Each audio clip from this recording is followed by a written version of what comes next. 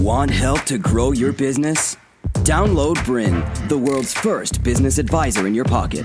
To find out more, visit bryn.ai or search the App Store today.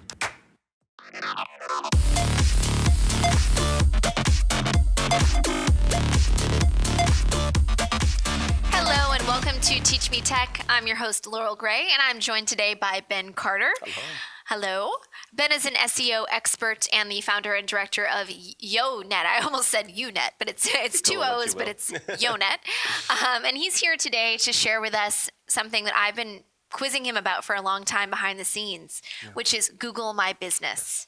It's a super confusing, ever-changing component of Google.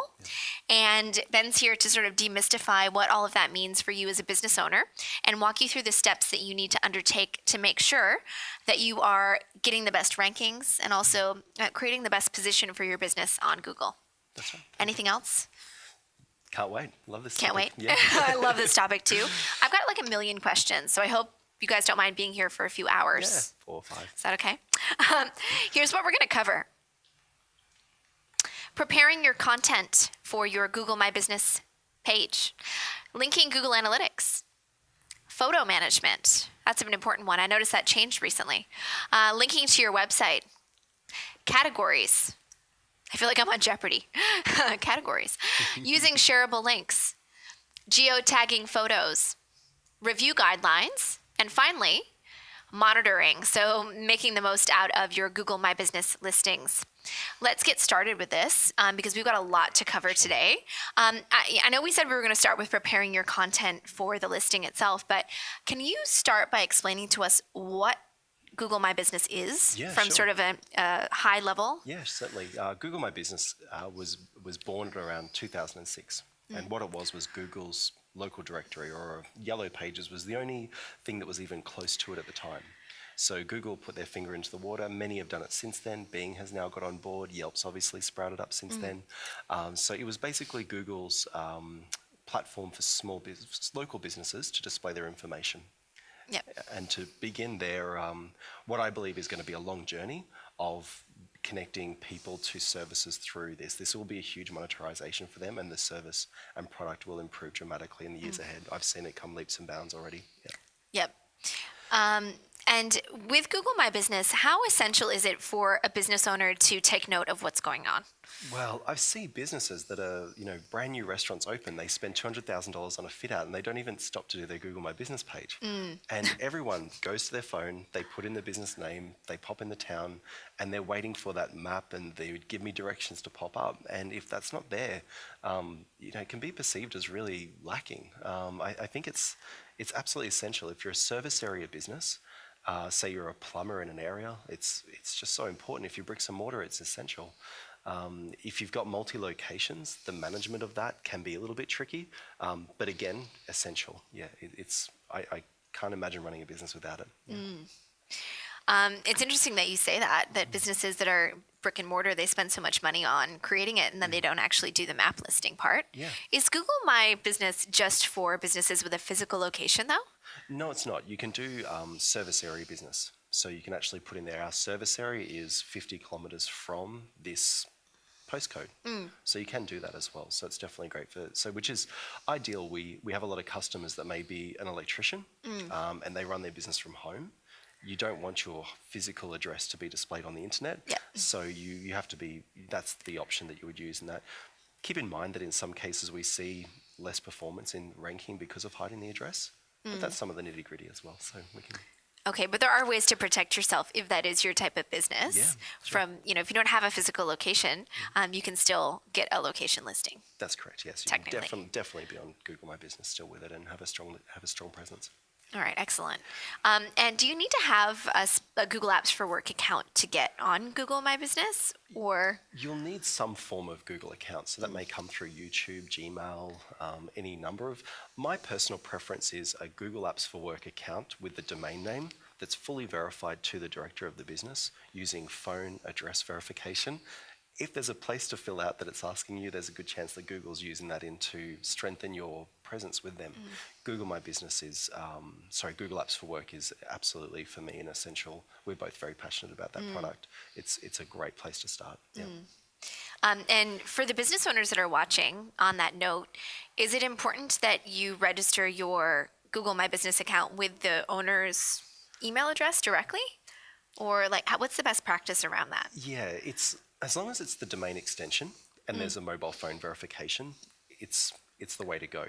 Obviously, the owner is going to be the most static resource in that business. People come and go. If I wouldn't give it to a random staff member, but you could create an administration account or something like that for it, say accounts at. It's not going to be any detriment, but it should be under the domain name. Yeah. And let's say there's someone watching and they just want to find out more information.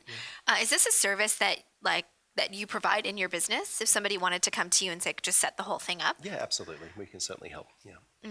Okay, that's good. So if you're not sure, go and get some advice and some consulting around what the best practice is, especially for your specific business, if you've got multiple locations or potentially a service area, because it sounds like it does get a little bit tricky along the way. The thing, we'll cover it too, if you enter it haphazard, it's difficult to unwind that. If we have sometimes clients that are maybe a little bit, they jump and they move around a lot, they're the ones that we have the hardest time getting results for. It's the ones that give us the opportunity, create it, cement it, and then don't touch it again, that we get the best long-term results for. So unlike some things on the web where updating and moving things forward is the best way, with Google My Business, we keep on seeing a correlation between stability and high rankings. Got it. Okay. Well, that's good to know. Get it right first. Yeah, get it right at the start. Yep. If you're just having a glass of wine on a Saturday night and you want to set up your listing, think twice about it and get some advice. You've worked with a lot of customers as well, Ben, and I'm just wondering, do you have any examples of customers that you've worked with that have really gone wrong and they've gone way off track and you've had to rectify it, or? Google My Business, it's been a decade that I've stared at this interface daily and can't wait for the next changes. The businesses that we struggle the most with are the ones that have had multiple locations, multiple names, multiple phone numbers. So behind Google My Business's algorithm of ranking, it's separate to the organic and it's separate to the paid. So they're three completely separate algorithms or mathematical equations which cause a rank in Google. And you have to understand that the underpinnings of local search is consistency. So if you've had 3 phone numbers, 4 different addresses, that can just take so much work to unravel and get that right first. So I'll show you just a quick example. Yeah, that would be great. We love examples. Hey, so this is again, Moz. They do an ecosystem infograph. And this goes back to Google Plus local stages. I'm waiting for them to do their next one. We're working on one for Australia, but it's very difficult to get information out of these businesses. But what you're seeing there is the push and pull to data. You can see that information from Yelp ends up on Apple. So we have sites that are called data aggregators, and they push data around, and then you have sites that receive data.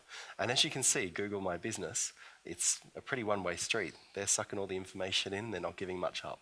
So if all of your sites, all your directories are missing, are messy, if you can imagine if Yellow Pages in Australia is a big one, if you have 3 different listings with 4 different addresses, it's going to play havoc for them while they're trying to figure this out. So this is something that you've got to be very, very mindful of. And I'm looking forward to we talk separately about local search where we go deeper into this. But for the sakes of Google My Business, be aware of your footprint. And if it's messy, don't expect miracles. Oh, okay. I see. This is, sorry. And I was just going to ask, we probably don't have enough time today on this episode to cover off on all of those different websites that are factoring into this equation. Are there any specific other engines or platforms that we should be thinking about, though, just off the top of your head, or that you should consult around? Yeah, look, there's your big ones. You've got your Yelps, Yelp, Apple Maps, Bing, Yellow Pages, and Yellow Pages and White Pages are big data aggregators. So when I hear people saying, I want to pull my business off of there because everything's online now, but you're missing one of the most strongest local listings you can get. So don't throw the baby out with the bathwater. That's not a better word. It's still a very viable product for that reason. So all your top level stuff, and also too, if you say your business is Toowoomba Beauty Salons, you want to search that and you want to see what sites are ranking, because per industry, per area, Google is factoring in different sites. So if you go back 3 pages in Google and you see True Local, Word of Mouth, Hot Frog, and they're all there, well, you know that Google's factoring those in for that business. So that's where you go first. And there's software like WhiteSpark and Bright Local, which will help you draw that information as well. If you want to, if you're a DIYer, it's hard work though. Yeah, definitely Get ready hard for work. that. Yeah. And keep in mind too, we're in Australia, so some of those little pieces might not be applicable in your country. You might need to do a little bit of research. We're just talking really high level stuff here. Yeah. Yeah, we want to make sure Yeah. we apply to everyone who's watching. Yeah, and this is, in Australia, we're actually one of the most immature local search places in the world. In America, there's massive companies that do this on a massive scale, and it's all automated for better or for worse. Conversation for another day. Yeah, definitely. Cool. Well, excellent. I guess before we sort of hop on as well, unless you had another example that you wanted to show us. I just wanted to show a good example. So Okay. what you want for your business ultimately is that someone searches your area and your service, and that you rank number 1 in Google local, and you've got a lot of stars. Okay. So Toowoomba, by the way, is a place, it's everybody. a place. It's a place. My place. It's where Ben is from. It's a remote part of Australia, Little Queensland. biased. Yeah, there's good things going on there. So It's not really remote. I lied. yeah, we've got NBN. We have fast internet. We'll get by. So we can see this business. It's very prominent. It's got 11 reviews. The stars are pumping, and that's a big source of draw for business. So when we talk about Google My Business, this is what the physical outcome can be for a business here. So we want that. We want top organic, and we want top local rankings, and then there's that's a great foundation for a small business. Yeah. Okay, so you can do a check. It looks like using that Moz tool. Yes. Was that part of the free? For version? Yes, for the citations for listings, for finding out the different local directories. Yes, the example that you showed. Oh, sure. So that's this here is basically their information around what's happening. If you want to do a check, the 2 websites to go to, and these work beautifully internationally. WhiteSpark. Big shout out to Darren if you're watching this. But basically, again, a pioneer. We were both sort of getting interested in local search at the same time. WhiteSpark is a software that you can use their tools, and you can pull all the sites. You can put your phone number in, and it will find all the sites that you are listed on. Oh, So if that's you- pretty cool. For so- free? No. So there's some free tools, but he might change his business model. I hope he's making a lot of money. He's a great guy. So basically, with this stuff though, is that if you may have created a Yellow Pages listing 10 years ago and think that's it, but it's an aggregator site, so it's like Chinese whispers. It shares around the internet, and it's not always consistent. So they might have messed the address up. They might have messed the business name up. You've got to go over that granularly and clean that up to get a good result in Google My Business. So we've kind of like leapfrogged the whole why, and we've got into how to get the best outcome. To continue enjoying this presentation, download Bryn, the world's first business advisor in your pocket. To find out more, visit bryn.ai or search the App Store today.